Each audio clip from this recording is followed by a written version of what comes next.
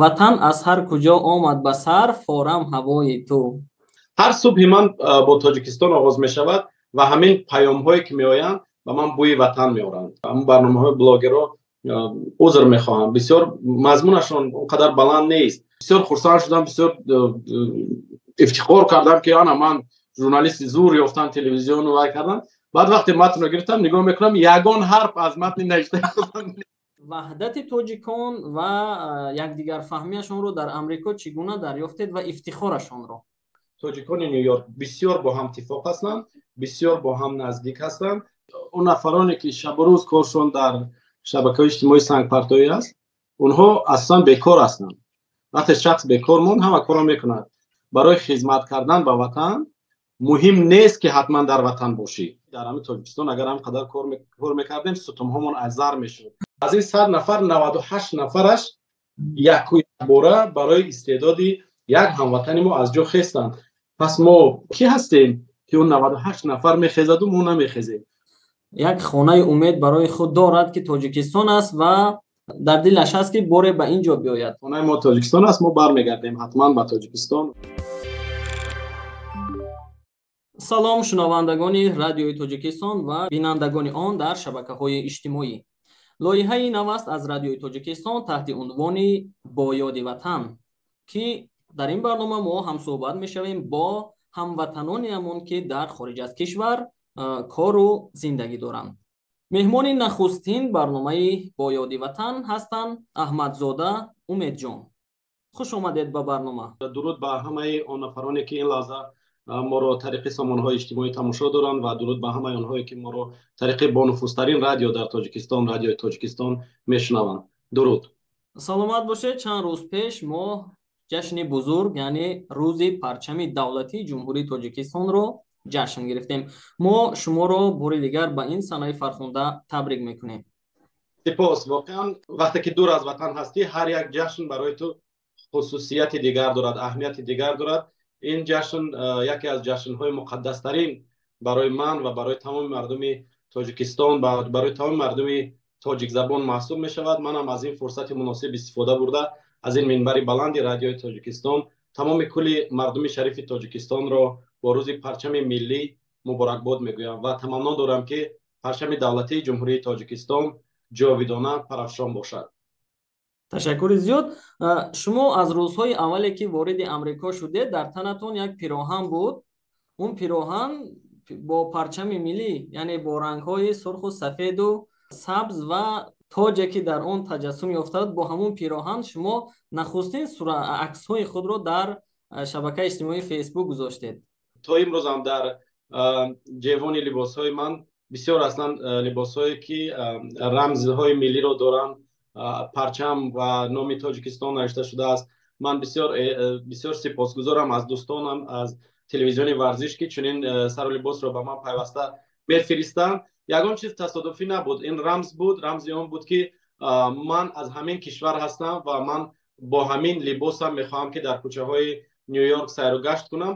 воқеан дар Нью-Йорк ин чунин амал хеле роиҷ аст, барои он ки дар ин ҷо намояндагони тамоми миллатҳо ҳастанд ва ҳар яке метавонад дар кӯчаҳои Нью-Йорк рамзҳои давлатии худро, сару либоси худро муаррифӣ кунад. ин чиз дар ин ҷо роиҷу равост ва ҳамчунин ман ҳам сару либоси зиёд дорам ва ҳам дар оинаи мошинам то ба имрӯз, аз рӯзи омаданам то ба имрӯз парчами давлатии ҷумҳурии Тоҷикистон овезон аст. устод Турсунзода 10 солаҳо қабл гуфта буданд ки ватан аз ҳар куҷо омад ба сар, форам ҳавои ту. ман аз он сӯи уқёнус бишнидам садои ту. агарчи дар миён тӯфону мавҷи баҳрҳо буданд, вале омад ба гӯши ман садои рӯдҳои ту. умедҷон форамии ҳавои ватанро чӣ гуна меошомед ва садои ширини ӯро чӣ гуна ва бо кадом эҳсос дарк мекунед? хушбахтона ҳар субҳи ман, чун ҳамин субҳи аз Тоҷикистон оғоз шуд, ҳар субҳи ман аз Тоҷикистон оғоз мешавад. манзур тамос бо Тоҷикистон аст, чун дар он ҷо вақт фарқ мекунад. вақте ки мо хоб ҳастем, шумо бедоред, вақте ки шумо хобед, мо бедорем ва ҳар субҳ ки мехезам, ман ҳатман чандин паём мегирам ва ҳатман ба ҳама паёмҳо ҷавоб мегӯям. ман یک عادت دارم، یک خصلت دارم که با همه کسی که با من پیام می‌نویسد، چی سوالی که نباشد اگر جوابش رو دانم ندانم من پاسخ میگویم. هر صبح من با تاجیکستان آغاز میشود و همین پیام هایی که میآیند به من بوی وطن میآورند، به من یاد وطن میآورند و من هر صبح تلفنی با تاجیکستان در تماس هستم و اخبار تاجیکستان رو میخونم و از نویگری ها، از دستاوردهای تاجیکستان آگاه هستم. همین خودش بوی وطن است. هر صبح از رخت خواب با بوی وطن بیدار شدم، با یاد وطن بیدار شدم. و استاد محمد غایب هم میگوید که اگر فکر وطن در سر نباشد این سر چی کار آید؟ بعد هر ثانیه ما با یاد وطن هستیم. بله، وقتی ما شبکه‌های اجتماعی شما رو پیگیری میکنیم واقعا احساس میکنیم که شما جسماً در امریکایید اما روحاً در تاجیکستان. طور میدونیم شما اویلوی امروز در امریکا اویلوی زندگی داره. وقتی برای انسان کار هست، اویلش فرزندانش در نزدش هستند، طور به نظر میرسد که از کسی و از چیزی دلتنگی شاید نداشته باشد. شما امروز دلتنگی چی دارید؟ دلتنگی هست از آن که در زندگی انسان فقط زن و فرزند نیست، کو پدر و مادر است، اکا و یار و برادر است، دوستان هستند، هم کورسان هستند، هم سبقان هستند، هم کورون هستند. همه این چیز در تاجیکستان مانده است و دلتنگی من همین دوری از دوستان و رفیقان و از پدر و مادرم است. هرچند که پدر و مادرم چند پیش به عیادت ما آمدن و بقال طول 45 روز ما در بهشت بودیم، در آغوش مادر، در آغوش پدر، لیکن همون آنها نمیرسند و هزار بار شکرانه پروردگار که امروز فرزندانم همراه هم هستند و تا اندازه امو خالگی رو پر میکنند. لیکن با تکرار میگویم که همه آن محیطی که مرا طول این همه عمر در تاجیکستان فرا گرفته بود، همه آن چیز را در اینجا ساختن نمیشود. شما بیرون از تاجیکستان زندگی دارید، کار میکنید، وطن رو بوری در خواب دیدید؟ من بسیار خوب میبینم. من خواب میبینم که باز رفتم و در تلویزیون کار کرده ایستادم و همراه همکارانم هم دیگر در دو تازم دیگر چیزها هستم. برعکس وقتی صبح میخیزی و میفهمی که این در خواب بود، بسیار زیق میشوی، بسیار انسان رو افتاده میشود و میگه خود به خود اندیشه میکند که چرا این در بیداری نبود، چرا در بیداری نبود. ولی چی علاج؟ ما مثلا کسی از خداوند زور نیست و آن چیزی که بر سر ما است امروز این خواست خداوند است، یعنی که با خواست خداوندی ما امروز دور از وطن هستیم، ولی چنانه که شما قید کردید جسماً دور هستیم. بله، و باید بله درست اون احساسی که شما دارید ما به قول ما هم احساس میکنیم احساس شما رو، ولی باید برای شنوندگان و بینندگان صفحات اجتماعی رادیو تاجیکستان ما بگوییم که مهاجرت یک روند طبیعی و اجتماعی است. بله این درست است که یک نفر برای تحصیل می رود، یک نفر برای کار می رود، یک نفر می رود تا وطن رو بیشتر معرفی کند و فکر میکنم که شما در امریکا هم کار میکنید، هم زندگیتون رو پیش میبرید، هم معرفگری وطن هستید. مهاجرت دو نمود میشود. مهاجرت وقتی که با برمیگردیم بر سر اویله، وقتی که به زن و فرزند هستی اینجا مطلقا تو همچون همون مهاجری کاری هستی، یعنی که فقط کار میکنی و دیگر زندگی نداری. وقتی که با اویلت هستی، با فرزندانت هستی، این دیگر است، این علاقه کمی با زندگی کردن مانند میشود. و وقتی که تو اویلوی زندگی میکنی و در این جامعه زندگی میکنی، تو وظیفه‌دار هستی که معرفگر ملت خود باشی. من یک سخن سابق سفیر جمهوری تاجیکستان در ایالات متحده آمریکا محترم فرهاد سلیم رو هر کجا یاد میارم، میگوید که همه شما سفیران دولت خودتان هستید.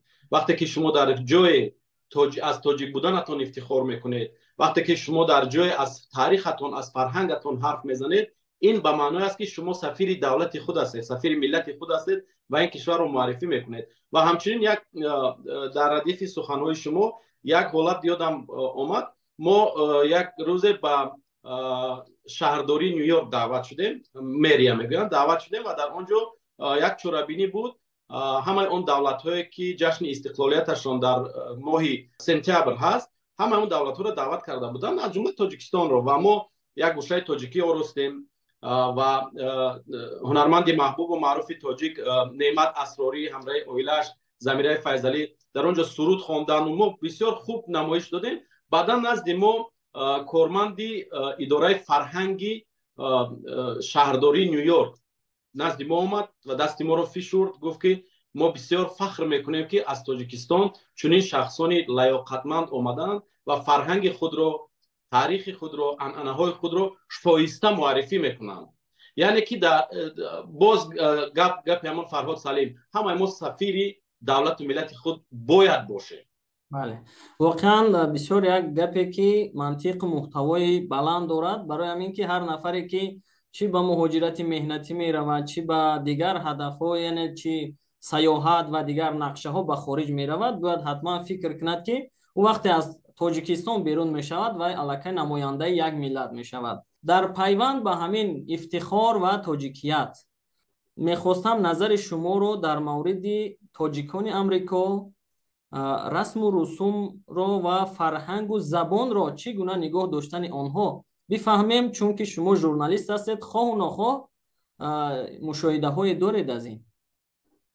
ин як масоиле аст ки барои шахсан ман бисёр дарднок аст. ман бисёр таассуф мехӯрам ки мо имрӯз дар амрико нобаста аз оне ки ҷамъиятамон хеле бузург шудааст, мо на радиои худро дорем, на газетаи худро дорем ва на блогероне дорем ки масалан тавонанд шоиста фарҳанги моро, таърихи моро муаррифӣ кунанд. ин чизҳоро надорем. дигар миллатҳое ҳастанд ки хеле миллатҳои кӯчак ҳастанд, онҳо ҳам радио доранд, ҳам телевизион доранд, ҳам маҷаллаҳо доранд, ҳама ин чизҳоро доранд. аммо мо ба истиснои оне ки чанд маҳфилҳо баргузор мекунем, якҷо дар иди наврӯзу дар истиқлолияту дар дигар ҷо ба ҳам меоем, дигар чизе аз ин чизҳо надорем. ва албатта мо кӯшиш мекунем ки ҳамон ҳувияти тоҷикӣ ҳифз шавад. дар ин ҷо чандин созмонҳое ҳам ҳастанд ки ба ин кор сарукор мегиранд, лекин нокофӣ аст. нокофӣ аст. фикр мекунам ки дар ин ҷода шояд сафорат ягон тасмими ҷиддӣ бигирад, шояд консулгарӣ ягон тасмими ҷиддӣ бигирад, чунки онҳо метавонанд моро раҳнамоӣ кунанд ва метавонанд ба мо идея диҳанд, метавонанд моро дастгирӣ кунанд. аз лиҳози равонӣ бояд ки ба мо маслиҳат диҳанд, машварат диҳанд ки мо ин корҳоро анҷом диҳем. боз мегӯям ки агар имрӯз мо ҳамин чизҳои тоҷикии худро мустаҳкам накунем, манзур барномаҳову дигар чизҳоро, фардо фарзандоне ки дар амрико таваллуд шуданд ба воя мерасанд, фардо шояд ки ҳатто тоҷикӣ гап зада натавонанд. ман оилаҳоеро медонам ки аллакай фарзандонашон вақте тоҷикӣ суҳбат мекунанд намефаҳманд. фарзандонашон намефаҳманд. барои онҳо ҳатман зарур аст ки инглисӣ гап занем ва бояд чунин набошад. воқеан боиси таассуф аст вақте намояндаи як миллат насли ӯ забони модариашро фаромӯш мекунад. ва дар пайванд ба ҳамин фарзандони шумо ҳам хато накунам, як сол қабл, шояд як сол шавад, ба назди шумо ба 2 сол ба назди шумо ба амрико ба омаданд. онҳо забони англисиро хуб медонистанд ки дар раванди таълим ба онҳо халал нарасонад, ё ин ки мутобиқшавии онҳо ба муҳит ва аз ҷумла ба муҳити таълими амрико чӣ гуна аст? онҳо дар тоҷикистон як камо беш англисиро медонистанд, писарони калонӣ, вале духтарчаам ҳатто мактаб намерафт дар он ҷо. баъде ки ин ҷо омадан дар як муддати кӯтоҳ, тақрибан дар муддати 2 ё 3 моҳ ба пуррагӣ англисӣ суҳбат карданд, чунки дар ин ҷо системаи маорифаш хеле бақувват аст ва системаи маориф кӯдакро бисёр завқманд мекунад ва кӯдак бо як шавқи зиёд ба мактаб меравад. масалан духтарчаи ман рӯзҳои истироҳатро нағз намебинад, мехоҳад ки ҳар рӯз мактаб бошад. аз ин хотир фарзандонам бисёр хуб англисиро гап мезананд ва дар хонаи мо ҳам ин хоҳиши қатъии ман аст ки муошират дар хона танҳо ба забони тоҷикӣ аст ва ҳамарӯза ҳатман дар ютуб ё ки дар интернет ҳатман филмҳои тоҷикӣ, барномаҳои тоҷикиро тамошо мекунанд ва бозам ба такрор сари ҳамон мавзӯъ меоям ки мутаассифона هرچند ما مجبور میکنیم که اونها تماشا کنند، بسیار فیلم های پست مضمون، فیلم های بلند مضمون نداریم. نمیدونم از چی سبب است. بسیار برنامه هایی که همون برنامه های بلاگرها عذر میخواهم، بسیار مضمونشون اونقدر بلند نیست. از همین خاطر خیلی چوره نداریم، ما حتما همیشه تماشا میکنیم. زبانی معاشرت در خانه ما زبانی تاجیکی است. همه فرزندانم با خوبی زبان انگلیسی و زبان روسی رو بلد هستند. فرزند کلانی زبان اسپانی می‌آموزد حالا و در همین خیلی زندگی داریم. بله، سلامت باشه. در خانه ای که زبان تاجیکی یعنی پایدار میموند، باور داریم که دیگر فرهنگ ملی، تمام عنصرهای فرهنگ ملی هم در اونجا پایبرجا خواهد ماند.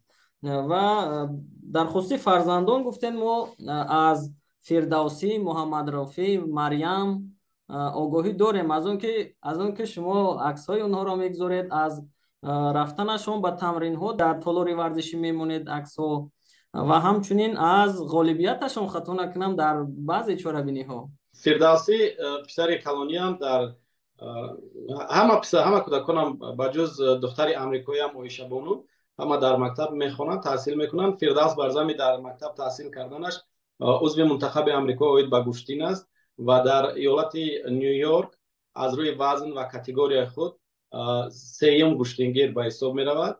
بسیار اکنون همون مربیانش میگوید که بسیار آیندهش نغز است و خود فردوس هم تلاش دارد، خواهش دارد به همین گشتین، چون در تاجیکستان جودو مشق میکرد و در اینجا حالا با گشتین امریکایی رسلینگ میگویند، با گشتین امریکایی سر و کار دارد. وقتان از روز اولی آمدنش به همین چیز خواهش پیدا کرد و رفت و اومد و ما هم دستگیری کردیم. حالا در استیتن آیلند میگویند، یک جزیره در نیویورک، در همونجا در یکی از مکتب‌های بهترین نیویورک تحصیل میکند و در همزمان در دسته بهترین گشتین است. محمد رفیع پسر دویمم به مثل خودم کمی تنبل است و مکتب رو نغز میخواند، لیکن کم کم درس گریزی هم میکند و محمد رفیع به تکواندو ذوق دارد، تکواندو میرود میآید. مریم حالا در مکتب صنف، اینجا مکتب ها به سه قسم تقسیم میشن، مکتب برای کودکانی تا صنف 5 با تا صنف 8 بالا.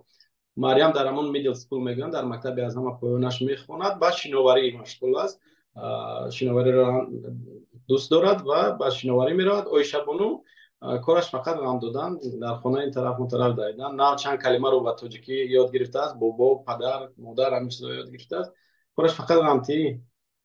تنشون صحت باشد، غمتیایشون به قول در یک مدت کوتاه میگذرد و اونها نامبردار و معرفیگری هم شما، هم یعنی بابایش و هم تاجیکستان میگردند.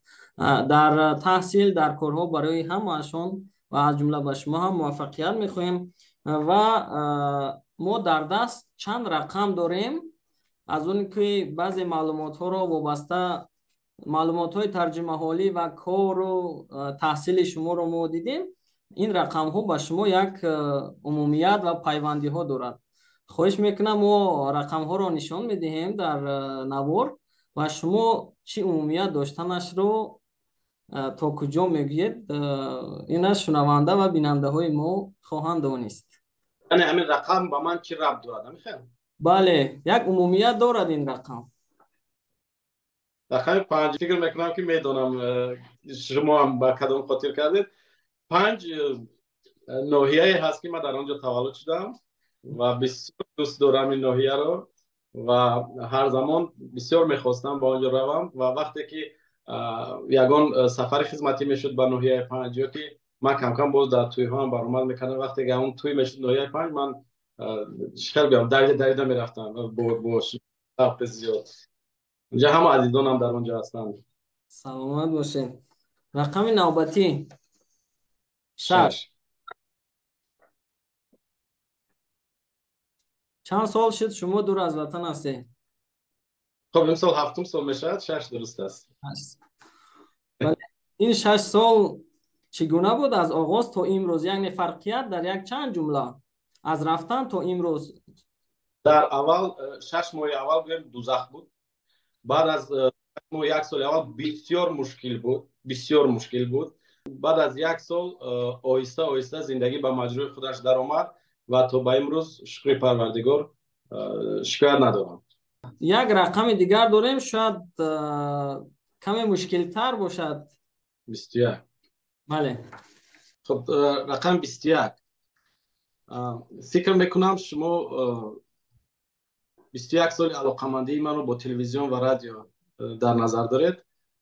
اگر چنین باشد درست است، چون که من تقریبا همکاری رو از سال 2000 آغاز کردم، ولی رسما از سال 2000 اگر خطا نکنم دو در شبکه اول تلویزیون تاجیکستان به حیث شارح برنامه اقتصادی به کار قبول شدم. شما به ژورنالیستیک چنان وارد شدید، چنان کار کردید و اون در محیط چنان حضور پیدا کردید که کسی با اقتصادچی و حقوق شناس بودن شما به قول باور نمیکند. اگر ما گوییم چگونه شد پیوندی شما با ژورنالیست، از کجا و کی سبب شد یا که چی سبب شد؟ وقتی که ما دانشگاه رو ختم کردیم، اما وقتی دانشجو بودنم هم تست در برنامه ها شرکت میکردیم، در برنامه تلویزیون اشتراک میکردیم. و وقتی که دانشگاه رو ختم کردم، من در مرکز سرطان شناسی جمهوری به حیث حسابچی بوغالتر محاسب کار در اومدم. 6 ماه در اونجا کار کردم. ولی روز شنیدم که در تلویزیون آزمون اعلان کردن برای دریافت چهره های نو، کارمندان نو. در اون آزمون از روی هوا و هوس حجت سپاریدم و آزمون خیلی جدی گذشت. تقریبا 130 نفر 140 نفر در اونجا جمع شده بودن. از اون بین یک 10 یا 12 نفر رو به کار گرفتن که اکثرا تو با امروز در شبکه ها کار میکنن، بعضی تو منصب معاونی دیرکتوری هم رسیدن. از همون گروهی که ما داخل شدیم طرق آزمون اومدم. آزمون خیلی جدی بود و در اونجا همه شرطهای آزمونی که بودن البته اجرا کردیم و به همین طریق ما رو به حیث شورای برنامه اقتصادی در تلویزیون تاجیکستان به کار گرفتم. اون زمان سرمقرر اداره استاد عزیز ما صدرالدین شمس‌الدین زاده بودن و یاد دارم همون متن یکم نوشتگی هم بود. متن رو نوشتم در یک اون وقت ورقای زرد بودن اگر در خطتان باشد و بروچکه می نوشتم. این دستگاه چاپی کم بود و وقتی که یکم متنم رو نوشتم استاد گرفتن خواندن و گفتن بسیار ناز گفتن و بعد روچکه سرخ گرفتن تقریبا همه سطرهای نوشتم رو خط زدند و در بین سطرها با روچکه سرخ با قلم سرخ متن از نو نوشتن و با ما دادن به نهایت متن ناز خوب تلویزیون و یک شیوه خوبی همین شوخ کردن داشت. بعد که 45 سالی فعالیت تلویزیون چنین متن در اداره ما نبود. مقصد ما هم با شوخی و هم با ما رو بسیار دلگرم کرد و من باور کردم که از من ژورنالیست میبرد. حالا متن ندیده بودم که اون چی اصلاح کرده است، اون تعریف دارد. بسیار خرسند شدم، بسیار افتخار کردم که انا من ژورنالیست زور یافتم تلویزیون رو کردم. بعد وقتی متن رو گرفتم نگاه میکنم یگان حرف از متن نوشته استاد صدرالدین شمس‌الدینов همین شیوه داشتن که کادرهای جوان رو نمیشکستن. مثلا اگر در جای یک نفر دیگر میبود میگفت که این چی متن از در سرت میزد، میگفت که تو برای تلویزیون هستی برآمده رو.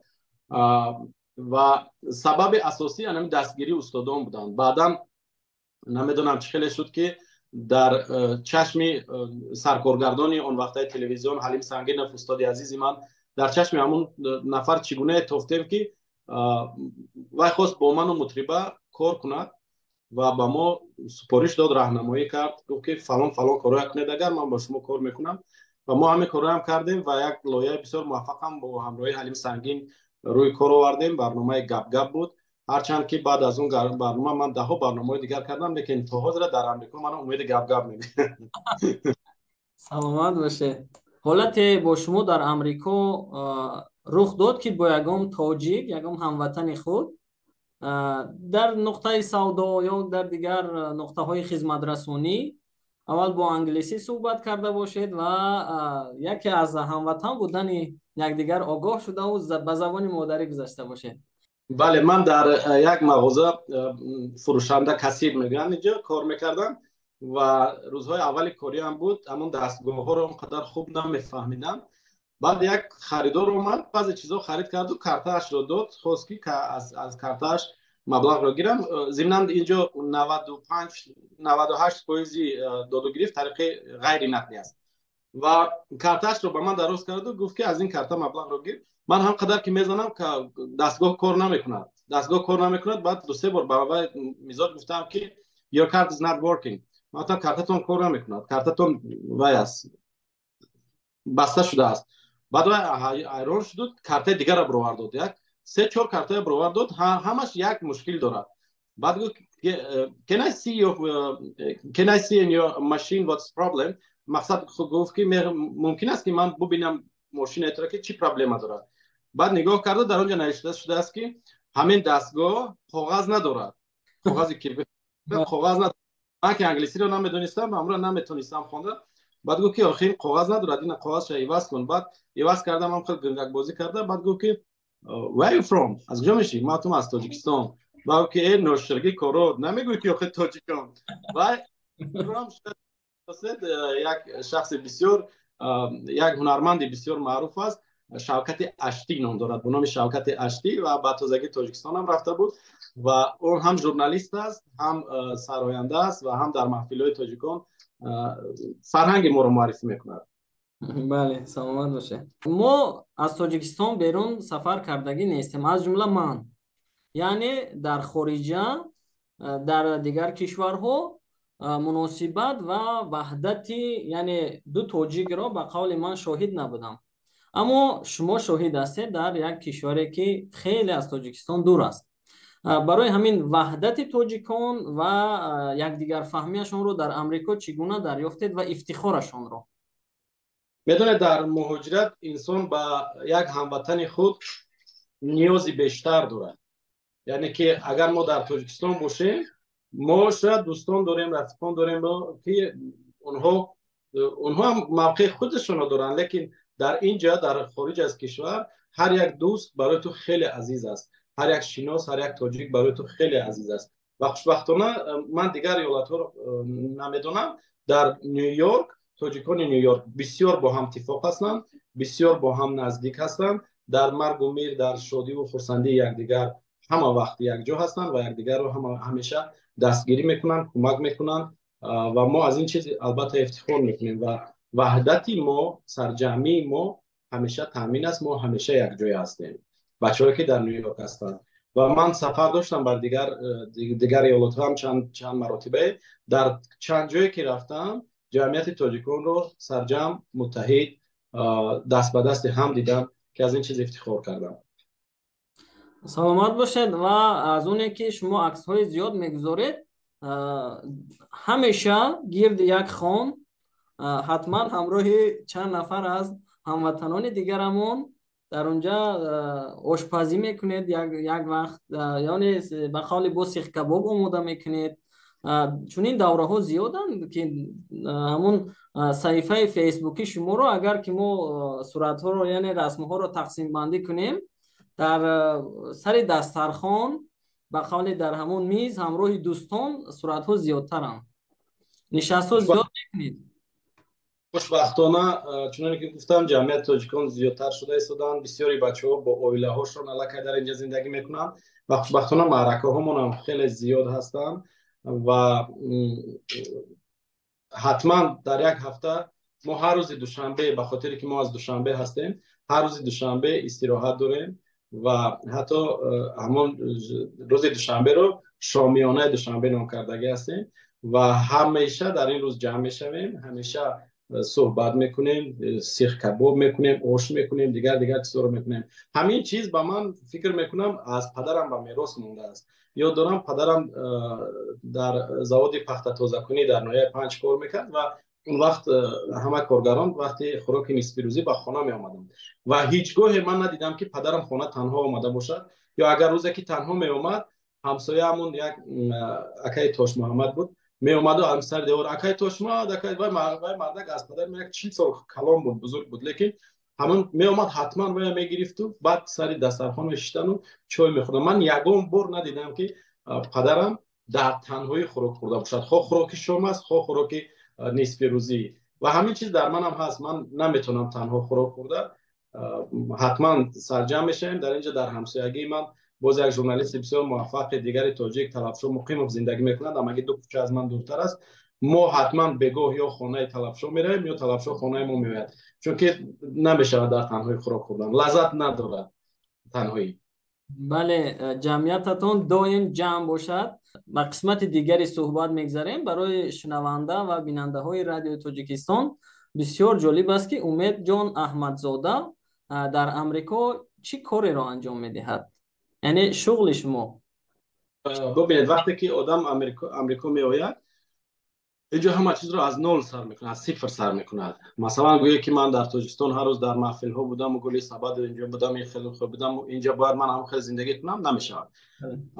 شروع کردیم از روزهای اولی اومدن در مرکز فروش سوزشواری، همچون فروشنده در اونجا کار کردم.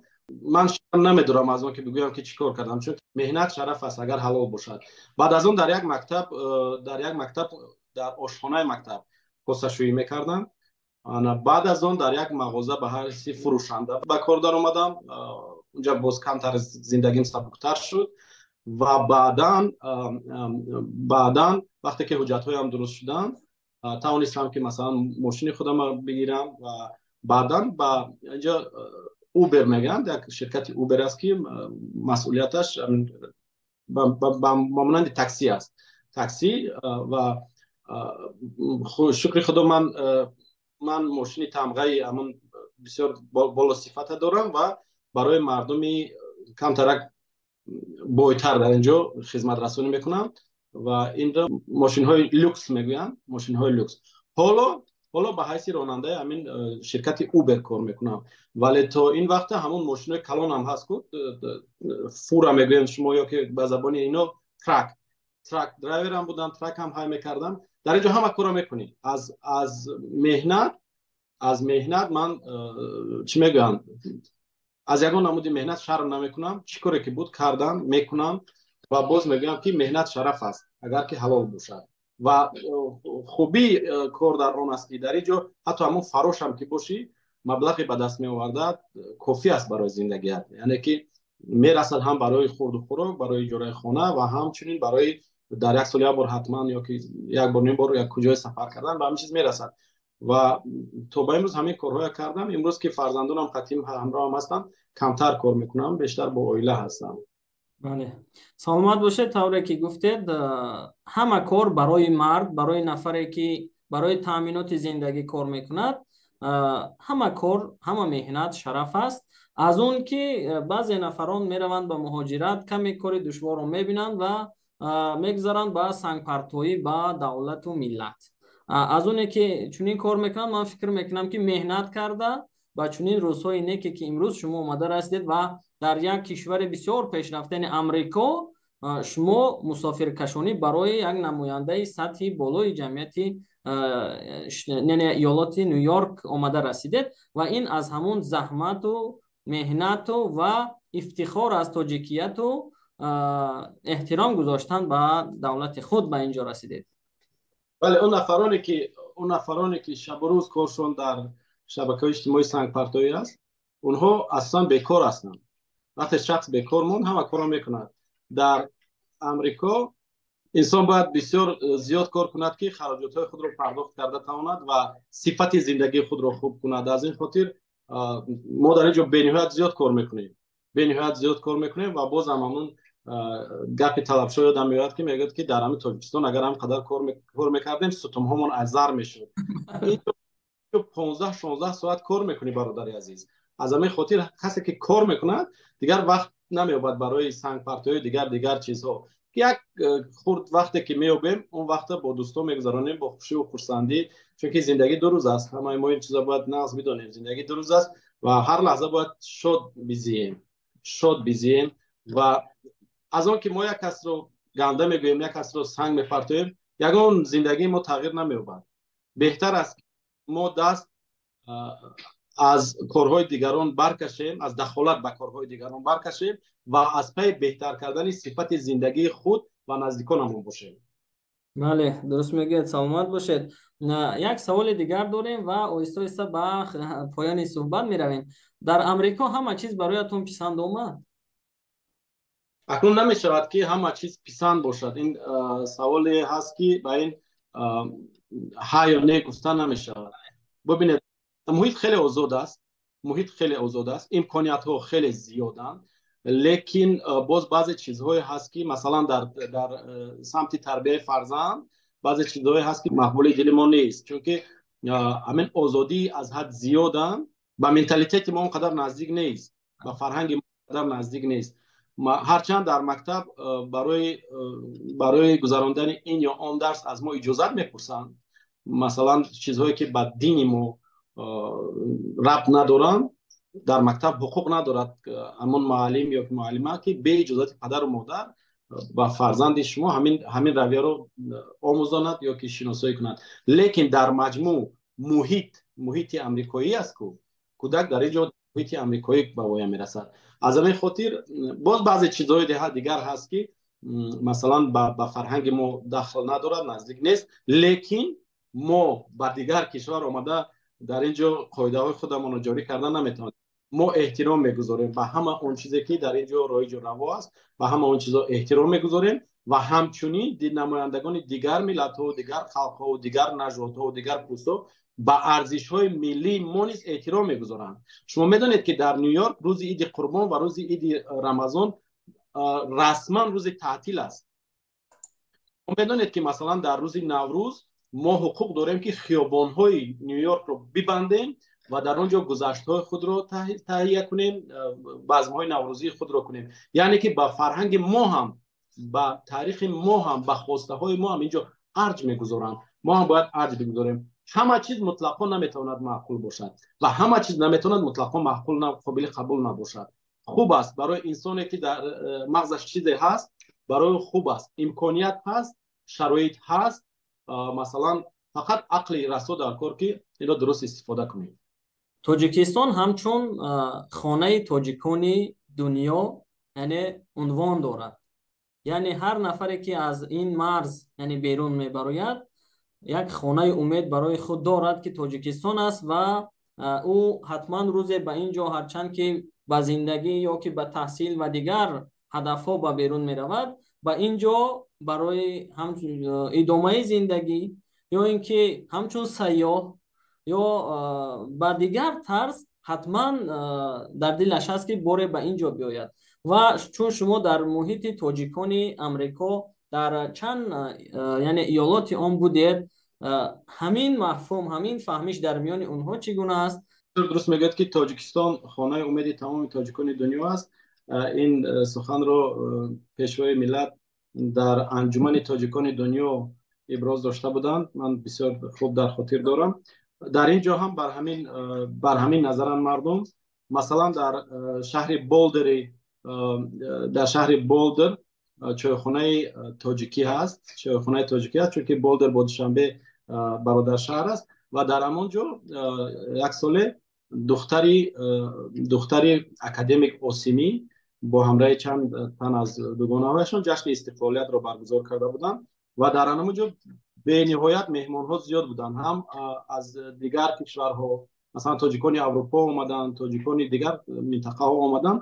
همین هوس را در دل دارن که به تاجیکستان یک بار سفر کنند. این هوس اونهایی هستند که علاقه دیگر کشورها رو اختیار کردن برای زندگی. ولی تاجیکان امریکا همشون دیر یا زود برمیگردن، از جمله من هم دیر یا زود برمیگردم. من در یک مصاحبه دیگر هم گفته بودم که این خانه قشنگ است ولی خانه ما نیست و خانه ما تاجیکستان است. ما برمیگردیم حتما به تاجیکستان و فکر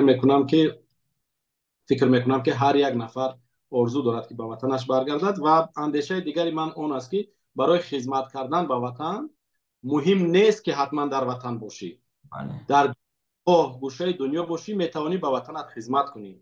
مثلا مهاجرانی که لااقل $100 به تاجیکستان ماهانه روان میکنن، این علاقه خدمت است. بله ما رو سرزنش هم میکنن که وای دلار شما با پدر و مادر و خشتبار خود روان میکنید، این درست است، لیکن اون پدر و مادر ما دلار رو گرفته بانک میرود، از بانک رفته بازار میرود، یعنی که در سهمشون در تامین گردش بازار داخلی خیلی زیاد است و این چیز خدمت مهاجران است. و چیز دیگر، بازم پرزیدنت در چند واخوری گفته بودند که آبادی هر یک شهر و محل و کشور از آبادی هر یک خانه سر می شود. بله. مثلا من اگر خانه خودم رو آباد کنم، زیبا کنم، همسایه هم کند، همسایه دیگر هم کند، کوچه ما زیبا می شود. وقتی کوچه ما زیبا شد، کوچه دیگر هم میبیند زیبا گیرد، او کوچه هم بعد شهر زیبا می شود، بعد کشور زیبا می شود، تاجیکستان آباد می شود. از همین خاطر من با همون شعاری پرزیدنت کشورمون دائم عمل میکنم که آبادی هر یک خانه، آبادی هر یک کشور از آبادی هر یک خانه سرچشمه میگیرد. و امروز مهاجرانی که در بیرون کشور هستند و لااقل خانه های خود را آباد میکنند، آنها زیر شعاری انا همین سخن گفته پرزیدنت هم عمل میکنند. یعنی این هم خدمت است. باز با تکرار میگویم که ضرورت ندارد که حتما در وطن باشی برای به وطن خدمت کردن. در بیرون هم میشه به وطن خدمت کنی. مهم آن است که خیانت نکنی. وطن باشه. مهم آن است که خیانت نکنی. بله. و شاعرم بهوده نگفتند که در وطن بوده به یاد وطن به وطن است. و بله بله. درست است که مثل شما نفرانی که رفته کار میکنند، سهم شما از اون که در امریکا کار میکنید برای پیشرفت اونم یک سهم میشود، اما از اون ماهانه که شما میگیرید و نزدیکان روان میکنید، تا درست گفتید که یعنی فایده میشود به یک عائله اساس یک دولت. اویلا که زندگیش پیش رفت، حتما پیشرفت دولت است. و شکر که امروز هم در تاجیکستان در فضای صلح و آسایشتگی ما پیشرفت اویلا ها رو میبینیم، پیشرفت جمعیت رو میبینیم و پیشرفت و آبادانی دولت رو میبینیم. شما نیتی به تاجیکستان آمدن همچون یک خبرگیری خیش و تبار، یا که همچون یک سیاه و یک مدت کوتاه در نزدیکترین فرصت ها، این چگونه نقشه داره؟ اکنون وقتی که فرزندان آمدن، دیگر نقشه های ما پابند نقشه های فرزندان میشوند. از جمله در اینجا هم بعد مکتب تابستان میشود کجای سفر کرده، چون که مکتب نیست. لیکن از بس که پسر کلونی هم گشتنگیر هست، در تابستان به نهایت مسابقه های زیاد دارن و من نقشه هایم رو مطابق به نقشه های فردوسی میکنم. بسیار میخواستیم که سال گذشته رویم، لیکن مسابقه ها زیاد بود. هر دفعه میگوید که این مسابقه خیلی مهم است، این مسابقه با مهمتر است، این سطح جمهوریوی داره، دیگر نشد. خب اگر ببینیم که سالهای دیگر هم فردوسی اینا هم خیلی غم دادن گیرن، من خودم گریختم میبویم. بله. نصیب حتما کسی که صحیفه های اجتماعی ما رو پیگیری کند میداند همون روز که رفتم همون روز درک میابند. انشالله میبینیم. سلامت باشه. خدا کند که سفر و بازدید شما از وطن نزدیکتر در نزدیکترین فرصت ها صورت بگیرد، هم نقشه های فردوسی عملی شوند، در مسابقه ها اشتراک کنند و هم شما اومده از کشور دیدن بکنید. و شبکه های اجتماعی گفتید، باز میریم باز به هم شبکه های اجتماعی.